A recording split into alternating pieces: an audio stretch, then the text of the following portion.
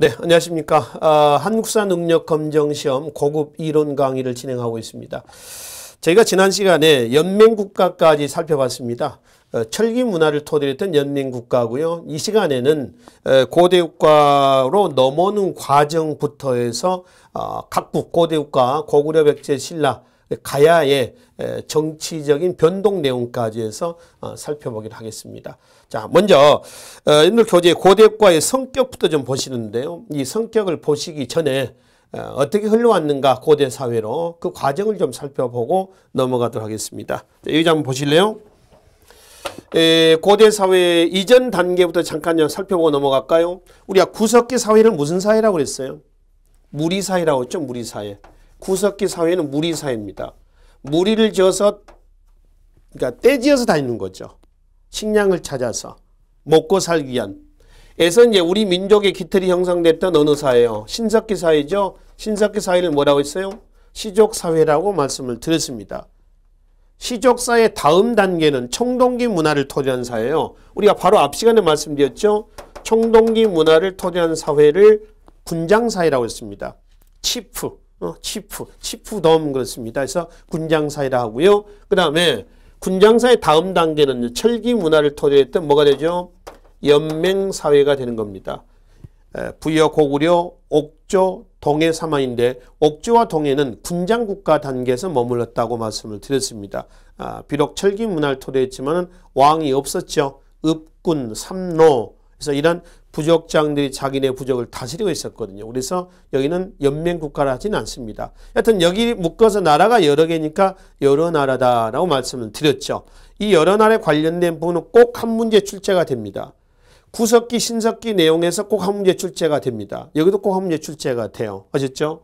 그러니 연맹사회 다음 단계가 고대사회로 넘어오는 거죠. 그 연맹사회하고요, 고대사회하고의 차이점은 뭐냐? 어떤 측면에서 다른 점이 나오느냐 이거거든요. 자, 연맹국가는 왕 존재합니다. 그렇죠? 네, 왕 존재합니다만 물론 고대사회도 왕 존재합니다. 근데 왕권이 굉장히 미약했습니다. 여기는 왕권이 굉장히 강화가 됐어요. 가장 큰 차이는요, 왕권의 강약 유무입니다. 그 왕권이 왜 미약했냐 그러면은 이때는 지방의 부족장 세력들이 굉장히 강해요. 그러니까 왕위를 세습하지 못하고 왕위를 선출합니다. 왕위를 선출했다. 여기는 어땠냐 그러면은 왕위를 선출하지 않고 왕위를 세습할 수가 있었어요. 그래서 왕권이 강했다는 겁니다. 그러면 이때 이 연맹국가 때의 지방의 부족장들 있죠. 이 지방의 부족장들은 지방에 따로따로 독립되어 있는 형태예요. 근데 여기는 강화된 왕권의 복속이 돼버렸습니다. 강화된 왕권의 복속이 됐다. 그렇지? 그래서 통치 형태에서 보면은 지방 분권이죠. 그러겠죠? 여기는 통치 형태에서는 어떻게 나오겠어요? 중앙 집권의 형태로 나오게 되는 거지. 중앙 집권이다. 그러니까 우리가 고대 사회를 말해요. 고대 사회를 다른 말로 중앙 집권 사회 또는 중앙 집권 국가 이렇게 얘기를 합니다. 이유는 뭐예요? 이유는 가장 큰 이유가 왕권 강화다. 이게 가장 큰 고대 사회의 성격이 된다는 거죠. 그럼 이런 이제 고대 국가의 모습이 어디가 가장 먼저 나왔느냐? 김부식의 삼국사기에 보면요. 신라, 고구려, 백제 순서입니다. 근데 이거는 삼국사기 자체가 약간 신라 계승 의식에 입각해서 쓰다 보니까 신라사에 대해서 좀 과장되게 쓴 것처럼 이렇게 느껴진 의미도 없지 않아 있어요. 이거는 김부식 얘기고, 전반적으로 우리가 이제 주변 정황이라든가 이런 걸 봤을 때 가장 빠른 나라는 어디예요? 고구려입니다. 그 다음에 백제, 신라 이런 순서로 본다는 겁니다. 그래서 이런 이제 고대사의 모습이 제일 먼저 고구려, 2세기 태조왕, 1세기 말에서 2세기 초가 됩니다. 통상 우리 2세기라고 이렇게 얘기합시다. 태조왕. 그래서 그 다음에 백제, 3세기 고이왕이 되겠습니다. 그 다음에 신라, 4세기 내물왕이 되겠죠. 내물왕. 이렇게 해서 이 시기 때에 이런 모습이 형성이 됐다라고 보시면 되겠습니다. 아셨죠? 그럼 왜 고구려 백제신라를 고대사회라고 하느냐? 고대사회가 갖고 있는 성격이 있습니다. 바로 밑에 한번 봅시다. 자, 정치, 경제, 사회, 사상, 군사 면에서 이걸 다 묶으세요. 전부 묶겠습니다. 묶어서 한마디로 요약을 좀 해봅시다. 왕권강화다. 그러니까 전부 왕권강화를 위한 정치, 경제, 또는 사회, 군사 또는 사상 면에서 얘기입니다. 전부 왕권강화가 내재가 되어 있어요. 마지막 하나만 좀 체크해 볼까요? 확인해 봅시다. 사상 면에서 불교입니다. 그러니까 왕권이 강화가 된 사상적 기반으로서 불교가 큰 역할을 하거든요. 또 사회가 바뀌면서 연맹사회에서 고대사회로 바뀌면서 옛날에 원시적인 사상 가지고는 안 먹혀요. 사람들 생각이 바뀌었거든요. 새로운 사상이 필요한 거죠. 그러니까 그 새로운 사상을 가지고 하나로 묶는 겁니다. 그러니까 불교성의 주체는 민중도 아니고요. 국가도 아니에요. 그럼 누구예요? 귀족도 아니고 민중도 아니라는 얘기입니다. 그럼 누구냐는 얘기죠. 국가입니다. 이꼴 왕이에요. 그러니까 왕권 강화의 사상적 기반으로서 불교를 수행했다라고 하는 겁니다. 그래서 사상 면에서 보고 밑에 뭐 경제, 사회, 군사 면에서 뭐 정치 면에서 전부 다 결론은 뭐하자? 왕권 강화를 위한 시책들이다. 이렇게 보시면 되겠습니다. 자, 그래서 이제 그 중에 삼국 중에서 가장 먼저 고대국가 체제가 성립된 고구려의 성립 이후의 발전 과정을 살펴보시는데 여기에 관련된 문제들이 꼭 두 문제씩 나온단 말이에요. 근데 문제가 좀 까다로워요. 이제 고급 문제. 이 부분이 어떻게 출제가 되냐면 여러분들이 기출문제를 미리 한번 보신 분들은 아시겠습니다만은 어떤 왕들의 업적을 제시를 하고 말이죠. 업적을 예를 들어서 2세기, 3세기, 4세기, 5세기에서 왕의 업적을 제시를 합니다. 그 하나를 빼버려요. 그런 예를 들어서 한 4세기를 빼버렸습니다. 그리고 뭐 2세기, 3세기, 4 빼고 5세기. 그래서 그 중간에 들어갈 수 있는 사실은 뭐냐? 이런 식의 문제예요. 좀 까다롭습니다. 그러니까 각 왕들의 업적 그리고 이제 그 왕들이 몇 세기 왕인지 이걸 좀 정리하셔야 돼요. 순서대로 정리하시려면. 그러니까 이를 다 맞춰놓고 하나를 빼버리는 겁니다. 근데 이게 문제는 또 고구려에서만이 아니라 고구려 왕들의 업적을 순서대로 해놓고 중간에 빼버리고 다른 나라의 그 시기에 해당한 것을 집어넣는 문제도 있습니다. 그러니까 복합적으로 그 시기의 특징들을 이해를 좀 하시라는 겁니다. 근데 흐름만 정리하시면 됩니다. 이걸 굳이 외워야 할 필요는 없는 것 같아요. 기출문제를 보시면은 흐름만 정리하시면은 그것만 갖다 끼워 넣을 수 있는 정도의 흐름입니다. 어렵지는 않고요. 그래서 그렇게 일단 내용을 이해하시고 고구려 백제 신라의 발전 과정들을 살펴보기로 하겠습니다. 자, 고구려부터 보겠습니다. 삼국사기에 나와 있는 고구려의 건국 이야기 있죠? 건국 이야기 있습니다. 그러니까 주몽이 부여에서 내려와서 졸본에서 고구려를 건국하는 그 과정이에요. 그 과정 내용은 제가 읽을 필요는 없겠죠? 여러분이 한번 읽어보시고요. 그리고 이제 밑에 앞에 왕들은 빼고 고대 국가, 중앙 집권 국가가 형성이 된 태조왕, 그리고 이제 고국천왕, 그리고 뒤로 넘어가시면 다음 장에 고국천왕, 동천왕, 그 다음 미천왕, 고국원왕, 소수림왕, 광개토왕, 그리고 장수왕 계속 넘어갑니다. 그리고 마지막 문자왕 그랬습니다. 문자왕에서 끝나는 건 아니고요. 고구려 마지막 왕이 누구죠? 마지막 왕이 보장왕입니다. 보장왕.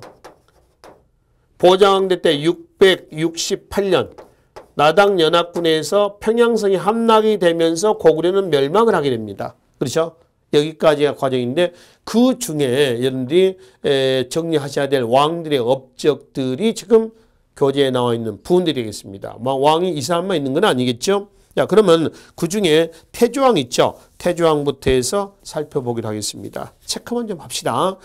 체크하시라는 내용들은 뭐냐면은 기출 문제였었고요. 기출된 문제입니다. 앞으로 또 출제가 될 수도 있는 그런 내용들입니다. 그러니까 그 왕들의 업적과 이 왕과 잘 매치만 좀 시켜놓읍시다. 고대국가 즉 중앙집권 국가가 형성이 됐습니다. 고대국가 체제 형성이 됐죠. 특히 게르부고시에 의한 왕의 독점적 세습이라고 했었는데 게르부고시라고 한다면은 고구려는 우리가 초기 고구려 이른바 연맹국가 고구려에서 말씀드렸죠. 5부족 연맹체. 오부족 5개 부족인데 그중에 게르부가 왕위 계승을 확립을 했습니다. 왕위 계승 물론 장자 상속은 아니고요. 형제 상속입니다. 그 다음에 고국천왕으로 내려오겠습니다. 고국천왕대 때에 부족적인 오부, 지금 말씀드렸던 오부족 연명체라고 했죠. 그게 행정적인 오부로 바뀌고요. 왕위 계승도 형제 상속에서 뭘로? 부자 상속으로 바뀝니다. 지금 우리는 2세기 후반 고구려의 고국천왕의 업적을 정리하고 있습니다. 그리고 귀족 세력을 억압하기 위해서 을파소를 중용해서 진대법을 실시합니다. 춘대추납, 바로 진대법이 되겠습니다. 그래서 고국천왕에서 여러분들이 기억하실 것은 왕위의 부자 상속 그리고 진대법을 기억을 하세요. 아셨죠? 그리고 동천왕으로 가겠습니다. 동천왕대 때 가면은 3세기죠. 3세기. 중국의 삼국시대 위, 촉, 오의 분열 대립을 이용을 해서 오와 통결하고 있는 부분이 있었습니다. 우리가 여러 나라 연맹국가 부여해서 한번 말씀드렸죠. 자, 이걸 한번 봅시다. 위, 촉, 오는 서로 대립관계였죠. 우리나라 여러 나라에 부여하고 고구려가 있었는데 부여와 고구려는 어떤 관계라고 그랬나요? 대립관계였죠. 적대관계입니다. 그리고 위, 촉, 오, 상호 역시 대립관계입니다. 역시 여기도 뭐예요? 대립관계가 되는 거죠. 이때 위나라고 고구려도 대립관계라고 그랬죠. 그리고 부여하고 위나라가 친선관계였었고요. 근데 고구려 동천왕대 때는 위초고의 대립을 이용해서 누구하고 손을 잡았어? 오와 손을 잡습니다. 오와 손을 잡고 위나라를 견제한다라고 얘기를 하시면 되겠죠. 그렇죠? 이 관계가 지금 동천왕대 때요. 특히 이 과정에서 서안평을 공격하는데 서안평은 어디냐 그러면은 지도상에서 본다면은 압록강 하류입니다. 얘가 이제 압록강이 흘러가지 않습니까? 여기에 압록강 건너편 서안평 여기가 의주 쪽입니다. 그래서 요즘에 단둥이죠. 단둥. 북한 동양을 보여줄 때 뉴스에서 단둥이 많이 나옵니다. 예, 압록강 철교에 있는데 말이죠. 그 단둥이 서안평 쪽이다라고 보시면 되겠습니다. 자, 계속 보시죠. 그래서 동천왕대 때 지금 대외 관계하고 서안평을 공격했던 사실을 기억을 좀 해두시고요. 그러면 이제 미천왕으로 하겠습니다. 4세기입니다. 미천왕대 때 동천왕대 때 서안평을 공격을 했다가 미천왕대 때 서안평을 점령을 합니다. 장악을 하게 되죠.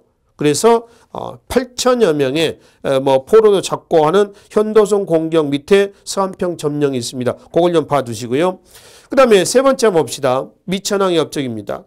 낭랑과 대방 축출입니다. 이거는 위에 현도성 공격과 함께 고조선의 옛 고토를 완전히 확보한 조치예요.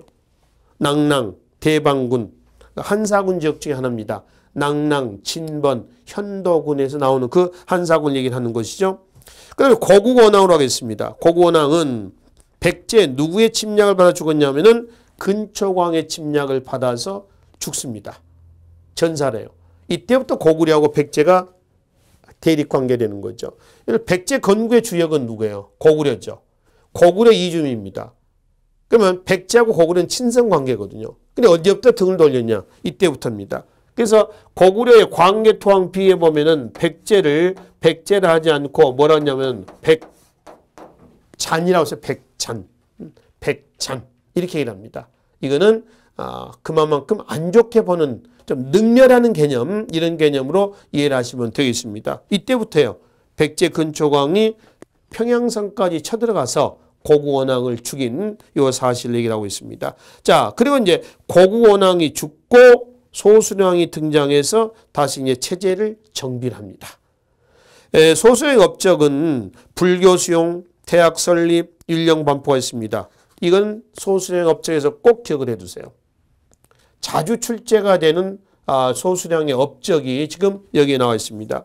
중국 전진으로부터 불교가 수용이 됐고요. 또 태학, 국립대학이죠. 그리고 율령 반포입니다. 율령이 반포가 됐다는 얘기는 고대 국가의 완성을 의미합니다. 자, 여기 한번 보실래요?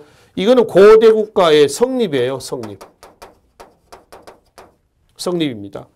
고대 국가가 성립된 거하고 완성된 건 좀 달라요. 그죠? 완성이 됐다라고 하는 것은 율령이 반포가 됐다는 겁니다.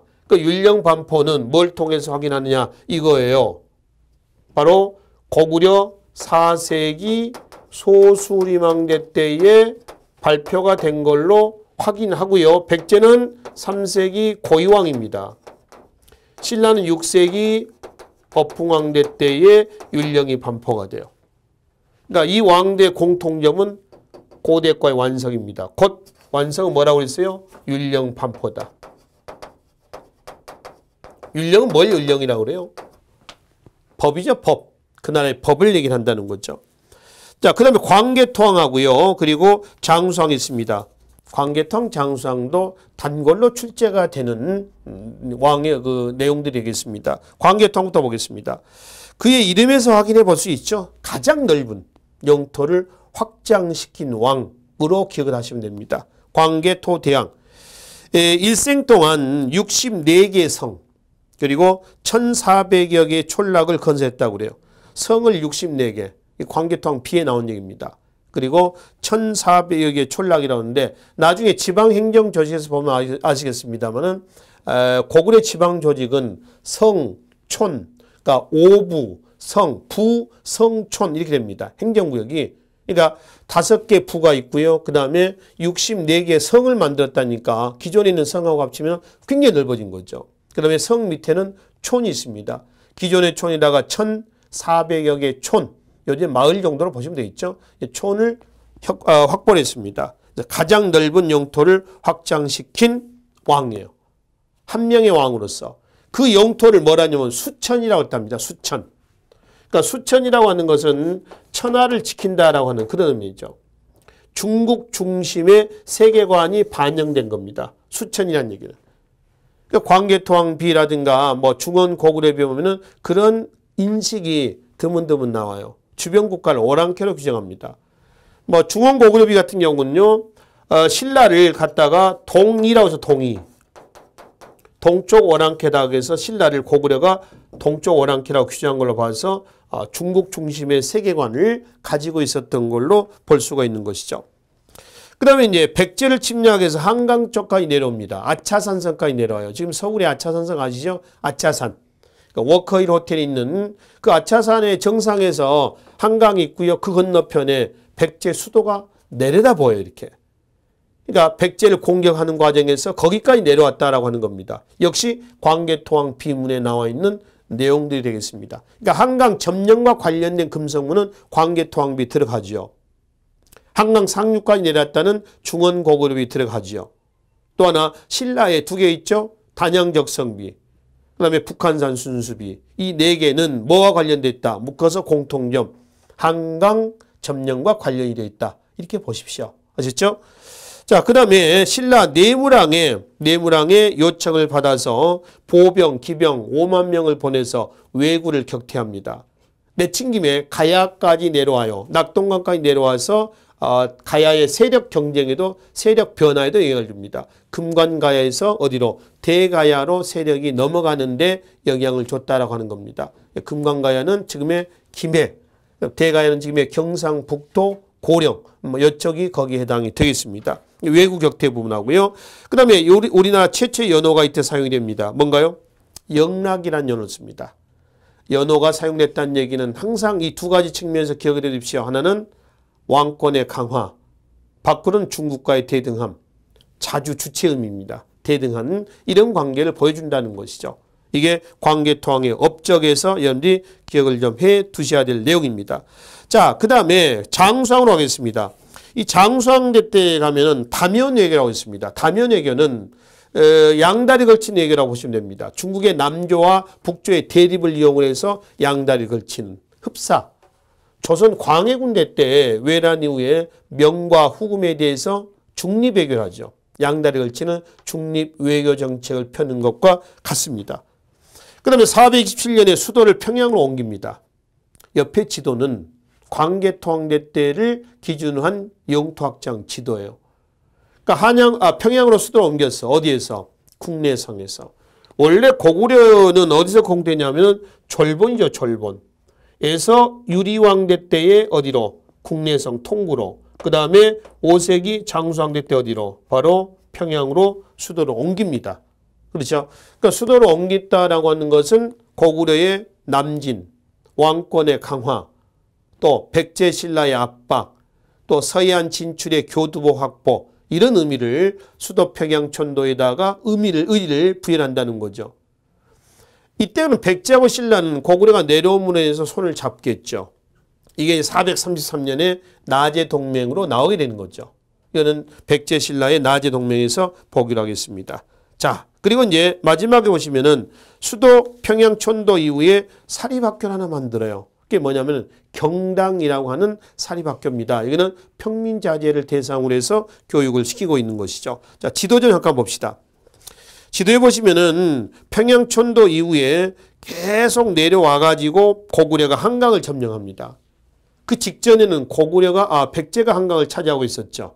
백제 누구예요? 계로왕입니다. 계로왕을 죽이고 한강 쪽으로 계속 내려와서 한강 상류까지 점령을 해요. 그 한강 상류에다가 하살표 끝 부분입니다. 비석을 하나 세워놓읍시다. 그 비석이 바로 다음 장으로 넘어갈까요? 중원고구려비예요. 중원고구려비인데 이 한국사 능력검정 시험에는요 가끔 이게 중원고구려비로도 나오지만은 충주고구려비로도 많이 나오죠. 그렇죠? 그러니까 중원은 충주의 옛지명입니다.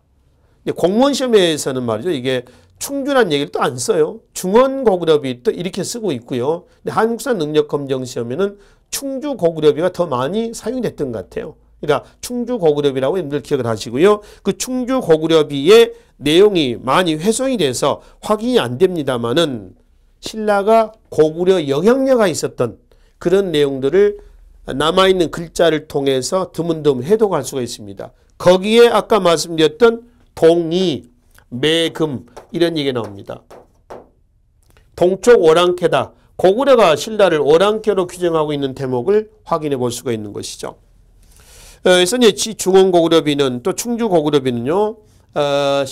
고구려가 한강 상류를 점령했다는 증거로 이해하시면 되겠습니다. 그리고 이제 그의 아버지 광개토왕의 업적을 기리는 광개토왕 비, 이 비도 바로 밑에 자료에 나와 있죠. 장수왕 2년에 세웠습니다.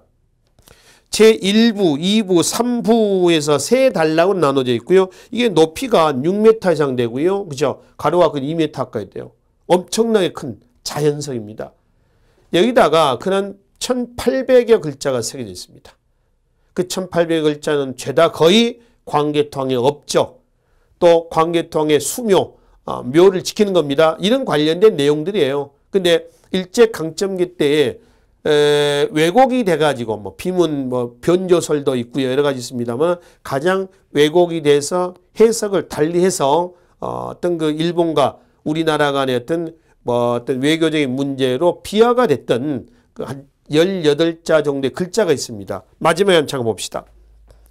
백잔, 백제를 얘기한다고 했죠. 백잔, 신라, 구시, 송민, 유래, 조공, 이, 외이, 신묘년, 내도, 해파, 백잔, 빵빵빵, 라, 이위, 신민 이렇습니다. 밑에 일본 측과 한국 측의 해석이 나와 있습니다. 그러니까 신묘년에 일본은 진해디 와서 여기를 쳤다. 우리는 외가 신묘년에 온 것을 광개통이 내려가서 쳤다. 뭐 이렇게 해서 달리 해석을 하는 겁니다. 그러니까 이 해석을 놓고 이제 당시 일본은 일제강점기 때에 식민사관의 논리로 또 이용을 하고 있는 것이죠. 여튼 결론은 이 비문의 주어는 고구려 광개토왕입니다. 일본이 주어가 될 수는 없죠. 일본의 업적, 일본의 영토 확장을 여기다가 적어놓을 필요는 없다. 이런 얘기죠. 자, 그리고 이제 문자왕 그러면은 고구려에서 가장 넓은 영토가 형성된 시기입니다. 광개토왕 때는 한 명의 왕으로서 가장 넓은 영토를 확장시킨 거고 가장 영토가 넓었을 때가 문자왕이에요. 그리고 마지막 보장왕 때 나당연합군에 의해서 668년에 평양성이 함락되면서 멸망할 때까지 과정입니다. 자, 이게 이제 고구려의 성립 이후의 왕들의 업적인데 그 중에 가장 많이 출제가 되는 부분들 다시 한번 점검하고 넘어갑시다. 태조왕대 때의 고대 국가의 성립 이래입니다. 이게 고국천왕대 때 부자상속과 진대법. 다시 미천왕대 때 가면은 서안평 점령. 그다음에 고구원왕대 때는 백제 근초왕의 침략으로 전사했다는 것. 그리고 소수림왕, 광개토왕, 장수왕은 늘 출제가 되니까 여기에 포커스를 맞춰서 고구려 왕대 업적을 정리를 하시라는 겁니다. 백제로 넘어가도록 하겠습니다. 백제는 삼국사기에 의하면 기원전 18년에 건국된 걸로 얘기를 합니다. 백제 건국의 주역은 누구예요? 고구려 이주민입니다. 그래서 고구려 이주민이었다는 증거 자료가 여러 개 있습니다. 우선 거기에 나와 있는 그러니까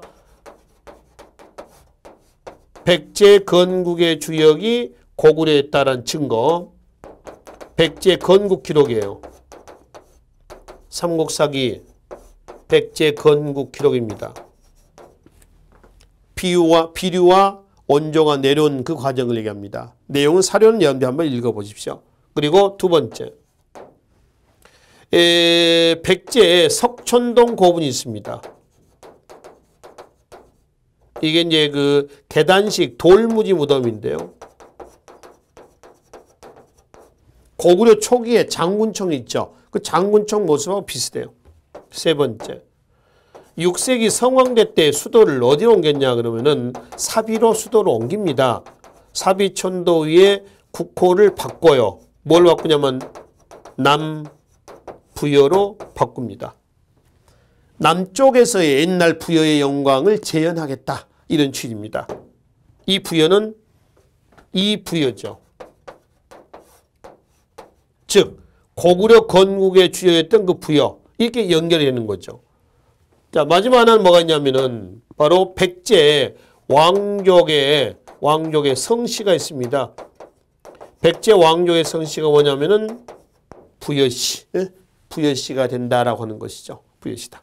이게 백제 건국의 주역이 누구라고요? 고구려 이주민이었다라는 증거 자료가 된다는 거죠. 아셨죠? 자, 그리고 3세기 고이왕부터 진행을 좀 합시다. 3세기 고이왕대 때는 고대 국가 체제가 형성됩니다. 요 부입니다. 고대 국가의 성립 시기. 자, 율령 반포 시기는 이거 기본적으로 정리를 하시면 됩니다. 그리고 근초광으로 내려가 있습니다. 근초광대 때 옆에 지도가 말이죠. 근초광대 때 영토학창 지도거든요. 한강 하류까지 완전히 점령해서 지도 보세요. 요서. 위치는 아시죠? 요하의 서쪽입니다. 산둥반도 산둥. 일본의 규슈. 여기까지 진출해서 고대 상업 세력을 형성을 했습니다. 요서, 산둥, 규슈. 그리고 마한의 남은 영역을 완전히 정복했어요. 지도에서 보시면은 마한 병합에서 전라도 남해안까지 현재 완전히 병합했고, 또 지도 계속 봅시다. 고구려 평양성을 공격해서 고구려 누구를 죽였어요? 고구원왕을 죽였습니다. 이때부터 고구려하고 백제는 앙숙관계가 됐다라고 하는 것이죠. 그래서 근초왕은 대의 팽창 그 지도와 함께 정리를 좀 해두시면 되겠습니다. 뒤로 다음 장으로 넘어가 보실까요? 다음 장에 보시면은 왕권 강화에 보시면은 부자 상속의 왕위 계승 방법이 있습니다. 그리고 역사서 서기를 편찬했고요. 바로 위에 밑줄령 거두실래요? 칠지도만 체크하십시다. 일본의 근초광이 그의 아들 근구수왕이 태자 시절에 만든 칼 칠지도. 이 칠지도는 가지가 7개 달렸다 해서 칠지도라고 얘기를 합니다. 원래 명칭은 금상감 칠지도라고 해서요. 앞면과 뒷면에 글자가 새겨져 있어요. 그 밑에 박스 안에 자료는 여러분들이 읽어보셔야 될 부분이고요. 이게 현재 일본의 이소노카미 신궁에 보관이 되어 있습니다. 이 칠지도는 백제하고 일본과의 친선관계를 보여주는 증거 유물로 기억을 해두세요. 그리고 중국의 송서라든가 통전에 보면은 백제 근초광의 해외 진출에 관련된 사료가 나와 있습니다. 활발한 대외 정복 활동을 전개했다라고 하는 것이죠.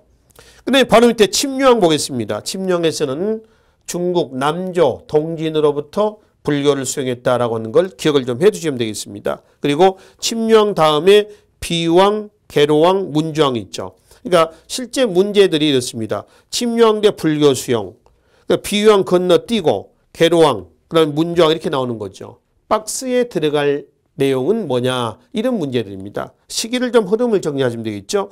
비유왕 그러면은 장수왕의 남하 정책에 대항해서 신라 눌지왕과 낮에 공수동맹을 맺습니다. 낮에 동맹을 맺죠. 비유왕대 때입니다. 비류왕도 있고요. 저 뒤에 가면 비유왕도 있어요. 이건 비유왕이 되겠습니다. 그리고 비유왕 다음에 계로왕이 나옵니다. 계로왕은 이제 장수왕의 남진 정책에 대비하기 위해서 중국 북위에 국서를 보냅니다. 이걸 계로왕 국서라고 그래요. 그래서 장수왕이 내려오는데 옛날 같은 족속이었는데 지금 이렇다. 도움을 요청합니다. 이게 들통이 나요. 그래서 장수왕이 내려와서 계로왕을 죽이는 거죠. 이 계로왕이 바둑광입니다. 바둑광. 그래서 장수왕이 바둑을 아주 잘 두는 승려를 간첩으로 침투를 시키는 거예요. 그래서 들어가서 왕실에 들어가서 계로왕과 허구한 날 바둑만 두는 겁니다. 정사를 안 보는 거예요. 이런 상황 속에서 장수왕이 내려와서 계로왕을 죽이고 한강과 수도 백제 수도 한성을 탈취합니다. 그래서 이제 계로왕이 피살되고 문주왕대 때 바로 밑에 수도를 한성에서 어디로 옮겨요? 웅진으로 옮깁니다. 지금 공주가 되는 거죠. 근데 공주로 넘어와가지고 왕들이 제대로 힘을 못 써요. 웅진의 귀족들에게 의탁을 했기 때문에 전부 암살이 됩니다. 암살되죠. 자, 그러다가 다음 장에 보실래요?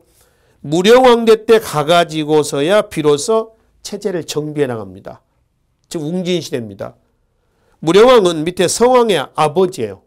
무령왕의 업적에서 여러분들이 기억을 하셔야 될 것이 뭐냐면은 22담로 설치. 그런 무령왕 그러면은 많이 출제되는 무령왕릉입니다. 삼국시대 왕의 무덤 중에서 유일하게 주인공을 확인해 볼 수 있는 왕이 누구라고 했어요? 무령왕이거든요. 중국 남조 양나라 영향을 받았던 전축분, 이른바 벽돌 무덤이에요. 이건 나중에 고분에서 따로 봅시다. 왕의 업적만 보기로 하고요. 그 다음에 성왕으로 가겠습니다. 성왕은 무령왕의 아들이고요. 성왕대 때 백제 중흥기입니다. 수도를 어디 옮겼어요? 웅진에서 사비로 옮깁니다. 지금의 공주에서 부여로 옮겼어요. 그래서 성왕대 때 와가지고 체제의 재정비를 합니다. 일단 국호를 바꿨어. 뭘로? 남부여로. 이것이 아까 사비천도 이후에 국호를 남부여로 고쳤다. 밑으로 내오겠습니다. 일본의 불교를 전대를 하죠. 놀이사칙에 나와 있죠. 그리고 중앙 지방제도가 정비가 된다거나 이런 체제를 토대로 해서 대외 팽창해서 한강 유역을 확보했습니다. 일전에 고구려가 차지했던 한강을 신라하고 연합해서 차지했는데 신라 진흥왕이 뒤통수를 쳤죠. 그것이 나제동맹 결렬로 가고요. 554년 관산성 전투로 인해서 어디가 백제 성왕이 암살이 돼요. 죽습니다. 그리고 신라가 한강을 차지하는 그런 기회가 되는 거죠. 그러니까 결국 나제동맹은 433년에서 554년까지 120년 정도 나제동맹이 진행이 됐다라고 하는 것을 확인해 볼 수가 있습니다. 자, 그리고 이제 다음 장에 보시면은 무왕이 있습니다. 무왕은 익산 수도, 익산 천도를 추진했습니다. 물론 된 건 아닙니다. 수도를 옮겼다는 것은 체제 강화, 정비다. 이렇게 이해를 하시면 되겠습니다. 수도 옮긴 거 됐습니다. 공주, 부여, 익산. 뭘 얘기하려고 하는지 아시겠습니까? 유네스코 세계문화유산에 등재된 곳. 그래서 백제 역사 유적 지구가 되겠습니다. 2016년에 새로 이제 추가가 됐던 곳이 이 세 지역이 여기에 해당이 되는 것이죠. 자, 그럼 이제 무왕 다음에 이제 백제 마지막 왕은 누구냐 그러면은 의자왕이죠. 의자왕입니다. 의자왕 때 660년에 나당연합군의 침략을 받아서 무너지게 됩니다. 자, 그건 이제 삼국 통일 과정에서 살펴보기로 하겠습니다. 그럼 이제 고대국가의 신라를 좀 보겠습니다. 삼국사학에 의하면 기원전 57년에 가장 먼저 고대국가로 승리했다라고 일하는 것이죠. 신라 내무랑부터 해가지고 신라 고대국가 발전 과정을 보시는데 내무랑 이전의 왕은 원래는 박씨, 석씨, 김씨, 세성씨가 왕위를 교대로 하고 있었어요. 그죠? 근데 내물 마리간, 내무랑대 때 가면은 김씨왕이 세습, 마리간이라는 용어를 씁니다. 그 왕호의 편청 과정이 있죠. 밑에 거사간, 차차웅, 이사금, 그리고 마리간, 왕, 요 순서입니다. 왕호가 이렇게 바뀌고 있다는 것은 뭘 의미합니까? 라고 하면은 신라의 정치적 발전 과정을 의미한다. 이렇게 보시고요. 거사간, 군장이란 뜻입니다. 차차웅, 제사장, 무당, 신석기 시대 때 말씀드렸죠. 샤머니즘 이런 의미죠. 이사금은 나이가 많은 사람입니다. 그러니까 유리왕이 왕이가 되는 과정을 보면 재미있죠. 뭐 이거는 그 초급의 한국사 능력 검정 시험 초급의 사파로 많이 나오는 문제입니다. 떡을 딱 씹었습니다. 이빨 자국을 보고 얘가 이빨 자국이 더 많았어. 그래서 네가 왕이 되라. 이렇게 된 거죠. 그러니까 연장자, 나이가 많은 사람 이런 의미를 가지고 있습니다. 뭐가요? 이사금이라고 하는 용어를 얘기를 하고 있습니다. 마립간이라는 용어는 마립은 최고, 으뜸 이런 얘기입니다. 최고, 으뜸, 마립. 왕권이 그만큼 강화됐다는 거죠. 뇌물왕부터입니다. 이때부터 김씨왕의 세습이 이루어지죠. 그런데 지증왕부터는 중국식 왕권인데요. 지증왕이라고 하는 거죠. 그리고 법풍왕부터 진덕령까지는 불교식 왕명이라고 해요. 법진선. 그러니까 법자나 진자나 선자들 합니다. 불교 공인이 신라의 법풍왕 아닙니까? 법풍왕 다음에 누구냐면은 진흥왕입니다. 진지, 그 다음에 진평, 그 다음에 선덕 여왕이죠. 그 다음에 누구죠? 진덕 여왕입니다. 23, 24, 25, 26, 27, 28대까지. 그래서 불교가 공인되면서 왕은 곧 부처다. 법, 진, 선. 이게 다 불교식 왕명이에요. 이걸 이제 이련은 삼국유사에서 중고라고 얘기를 했습니다. 중고. 그럼 이제 무열왕부터 경순왕까지는 중국식 시호제입니다. 시호라고 하는 것은 그 죽은 다음에 붙여진 것을 시호라고 얘기를 합니다. 아시죠? 그래서 일단 거사간, 차차웅, 이사금, 마립간 왕의 의미를 이해를 하시고요. 왕후가 바뀌고 있다는 것은 뭘 의미한다? 바로 신라의 정치적 발전을 의미한다. 이렇게 보십시오. 뇌물왕의 업적 마저 보겠습니다. 광개토왕의 업적에서 말씀드렸죠. 왜구가 쳐들어오니까 도움을 요청해서 고구려 군대가 내려와서 왜구를 막아냈다. 이때 고구려하고 신라의 친선관계를 보여주는 유물이 하나 있죠. 호우입니다. 호우. 호우명 그릇이라고 그러는데요. 국립중앙박물관에 가면 이게 전시가 되어 있어요. 광복 이후에 최초로 발굴된 무덤. 호우총. 호우가 나와서 이 무덤을 호우총이라고 합니다. 근데 거기 밑바닥에 뭐 요강처럼 돼 있는데 요강은 아니고 용도는 뭐 제사를 지낼 때 액체를 담는 그릇 정도로 이해를 합니다. 거기 밑면에 새겨진 글자가 있죠.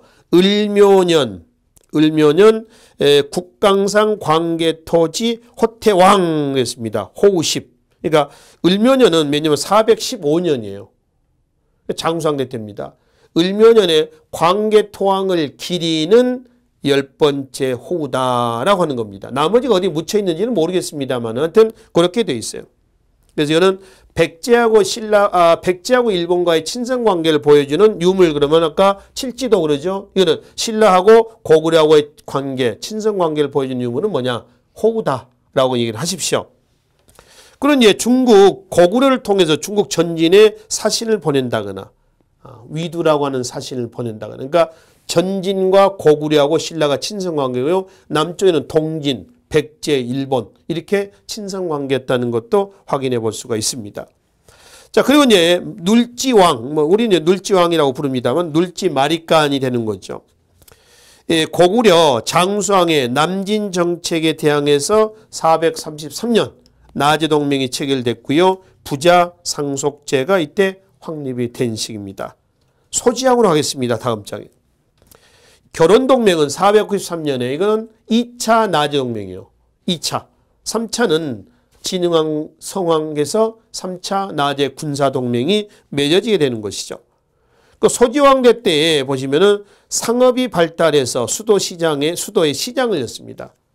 기본적으로 상업이 발달했다는 얘기는 농업 생산력의 증대를 전제로 하는 겁니다. 아셨죠? 지중왕, 법풍왕 그리고 진흥왕이 나와 있습니다. 전부 6세기 왕이에요. 이 지증, 법풍, 진흥왕의 업적은 꼭 기억을 해두세요. 신라 6세기 왕 중에서 가장 빈번하게 출제되는 왕입니다. 세세한 내용보다는 우선 이 단원에서는요. 이 제도는 이 왕 때 실시가 됐다. 이런 정도만 기억을 하시면 돼요. 지중왕대 때 국호를 뭘로 바꿨어요? 사로국에서 신라라고 바뀌었습니다. 신라라고는 의미가 있죠. 덕업이, 왕의 덕업이 날로 새로워져서 사방을 망라한다. 그러니까 거기 보면은 덕업일신의 신자하고 망라사방에서 라자, 신라 이렇게 되는 거죠. 그 다음에 우경을 실시하고요. 그 다음에 순장을 금지합니다. 그리고 동시전을 설치하는데 동시는 경주 동쪽에 있는 시장이고요. 동시전은 동시를 감독하는 관청이에요. 요즘에 무슨 공정거래위원회 이런 정도 해석할까요? 그리고 이제 우산국, 울릉도 독도를 얘기하겠죠. 이사부 우산국 정벌입니다. 이 독도 문제는 상시 출제가 된다라고 생각하시면 됩니다. 나중에 독도에 관련된 단원에서 따로 보기로 하겠습니다. 그리고 법풍왕으로 하겠습니다. 법풍왕대 오면 율령반포가 있습니다. 이 율령반포를 입증하는 근거 유물이 옆에 사진 울진봉평 신라피 또는 울진봉평비 이렇습니다. 어떤 죄를 처벌하는 과정에서 취재하는 과정에서 권장 60대를 치라 이런 부분이 나와 있습니다. 그 다음에 귀족회의이고 화백의 우두머리를 뭐라고 그래요? 상대등이라고 하죠. 상대등 제도가 법풍왕대 때 설치가 됩니다. 그리고 불교가 공인됐죠. 2차돈에 순교비가 있네요. 2차돈 순교비. 이거를 뭐라 하냐면은 옆에다가 보충용 하겠습니다. 백률사 석당이라고 그래요. 석당이라고 하는 것은 돌기둥을 석당이라고 합니다. 돌기둥. 육각면허에 있는데 경주 국립박물관에 있어요. 거기에 보면은 뭐 토끼 같은 게 있죠. 토끼는 아니 사람입니다. 목을 쳤는데 목에서 흰 피가 나온 거예요. 그 발 밑에 보면은 뭐 조그맣게 까만 게 하나 굴러다니게 있습니다. 이게 2차전의 머리입니다. 머리통이 잘려지고 피가 솟구쳤다. 흰 피가 이게 2차전 순교비예요. 그래서 법풍왕대 때 불교식 왕명을 씁니다. 왕은 곧 부처다. 그래서 이때가 이제 법자나 진자나 선자가 들어간 시기가 불교식 왕명을 사용했던 시기예요. 한편 금관가야가 법풍왕대 병합이 됐고요. 다음 장에 연호, 건원이라는 연호를 씁니다. 원래 건원이라고 하는 것은 연호를 쓴다 뭐 이런 뜻을 가지고 있습니다. 연호를 쓴다. 그래서 안으로 왕권의 강, 밖으로 중국과의 대등함 이런 의미가 된다는 것이죠. 자, 그럼 6세기 이제 삼국통일의 그 틀이 갖춰졌던 누구요? 진흥왕대 때입니다. 진흥왕대 때 화랑도를 개편합니다. 원화라고 하는 여자 중심의 단체를 남성 중심의 단체로 개편했고요. 그 다음에 한강 상류를 점령했다는 증거로 금성문 있죠. 단양 적성비. 한강 하류를 점령했다는 증거는 뭔가요? 북한산 순수비. 그런 이제 함경도까지 진출했다는 증거가 뭐가 있어요? 마울령비, 황초령비. 대가야를 쳤다라는 증거는 뭔가요? 창령비. 이 네 개는 진흥왕 순수비입니다. 순수비. 그러니까 옆에 지도를 보시면 이게 진흥왕대 때 영토 확장이에요. 한강 하류까지 완전히 점령했습니다. 이때부터 신라는 중국과 다이렉트로 교역을 하게 되는 거죠. 그 이전에는 고구려나 백제를 통해서 중국 문물을 간접적으로 수용했는데 이 이후에 직접적인 교역을 하게 됩니다. 쭉 내려오시면은 마지막에 국사, 역사서, 국사가 편찬됐고요. 역시 연호 사용이 있습니다. 왕권이 강화됐다는 거죠. 개국, 또 대창 뭐 이런 연호를 씁니다. 기타 관제 정비는 나중에 통치체제에서 살펴보기로 하겠습니다. 자, 다음 장에 진평왕으로 하겠습니다. 원광에 의해서 세속 5개가 제정이 됐고요. 그 다음에 선덕 여왕대 때의 문화적인 업적 체크 좀 하실래요? 황룡사 구축 목탑 그리고 첨성대 선덕여왕입니다. 그리고 진덕 여왕대 때 가면은 당과 아주 밀접한 관계를 맺습니다. 누구를 보내고 있냐면은 김춘추, 김범민을 보내죠.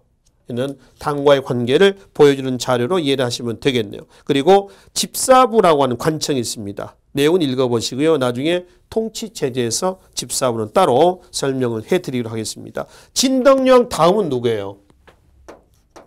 무열왕이죠. 누군가요? 김춘추입니다. 신라 삼국통일이 이루어지는 전쟁이 진행됐던 바로 무열왕 김춘추 얘기를 보고 있습니다. 그건 이제 통일 이후 과정에서 우리가 보기로 합시다. 그러죠. 마지막에 가야를 좀 보시는데, 가야는 다음 장에 지도를 좀 보실래요? 6가야입니다. 6개 가야인데 다 볼 필요는 없어요.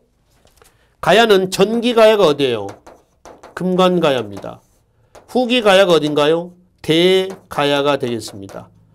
금관 가야에서 대가야로 세력이 넘어가게 된 배경, 바로 5세기와 4세기 말 고구려의 낙동강 진출입니다.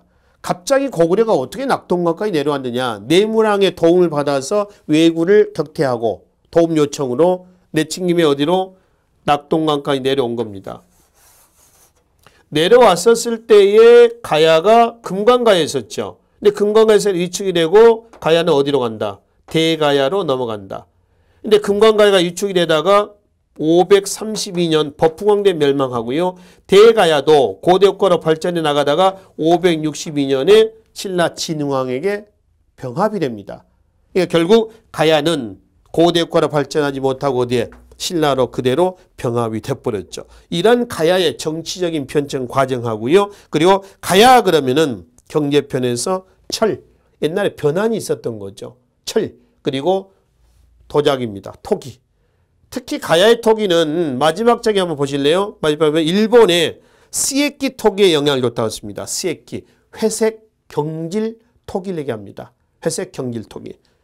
경질은 아주 단단한 토기를 얘기한다는 거죠. 그래서 이런 유물들이, 다양한 유물들이 고령, 또 부산, 함안 등의 이제 고분에서 뭐 금동관, 철제, 무기 등이 출토가 됨으로 인해서 확인해 볼 수 있는데, 가야는 고대국가로 성장하지 못했죠.